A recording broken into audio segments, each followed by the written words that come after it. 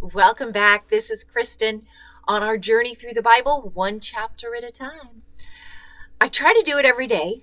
There are a day or so here and there that I might miss, but I will be back going cover to cover, one little bite-sized piece at a time, just doing one chapter at a time so that it's really easy. I like to listen to things with my coffee because it's only 5 or 10 minutes long.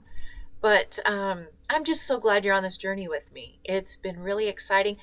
We've done Genesis. We've also finished up Exodus now, and jumping into the third book of Moses, Leviticus, chapter 1. Now that they have the tabernacle built and everything set up exactly how God wanted it, he's going to go through the burnt offering. So chapter 1, Leviticus. Let's jump right in.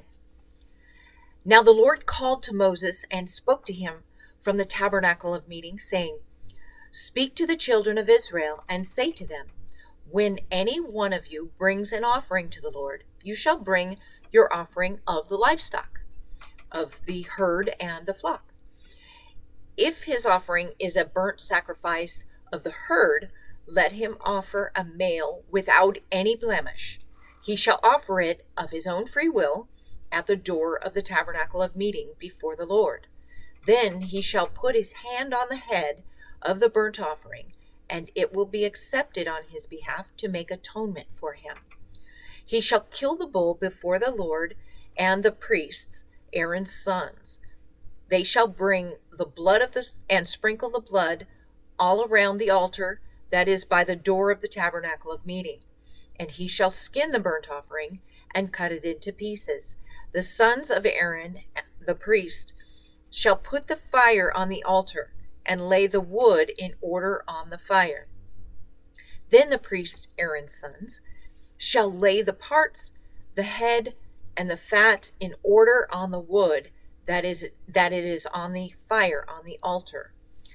But he shall wash its entrails and its legs with water, and the priest shall burn all on the altar as a burnt sacrifice, an offering made by fire, a sweet aroma to the Lord.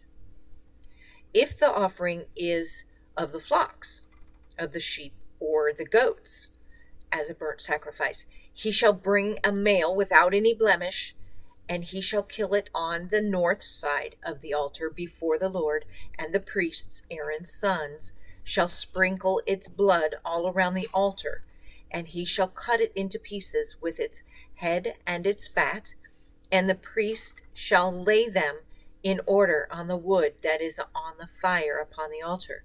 But he shall wash the entrails and the legs with water, and then the priest shall bring it all and burn it on the altar. It is a burnt sacrifice, an offering made by fire, a sweet aroma to the Lord.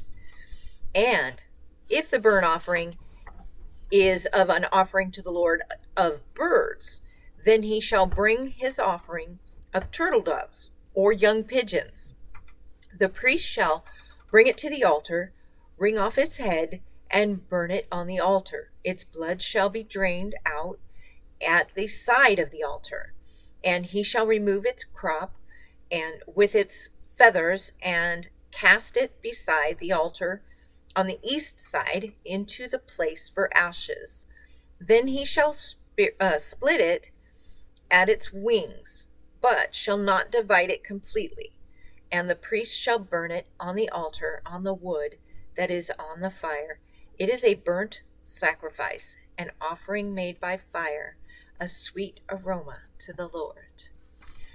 And that was their way before Jesus of being cleansed of their sins.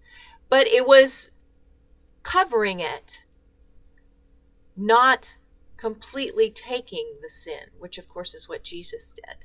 So there was a difference. There was definitely a difference, but they were able to at least cover their sins and get atonement for the time being.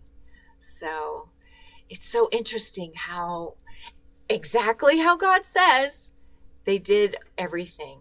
And God gave them the opportunity, though, to do that still. Even though Jesus hadn't come yet, They had the opportunity to cover their sins and make atonement. But we are going to jump into chapter 2 tomorrow, the grain of offering. So it's going to explain more about offerings to the Lord. Thanks again for coming. We're going to go through Leviticus now. Third book. We're on it. Thanks for joining me. God bless.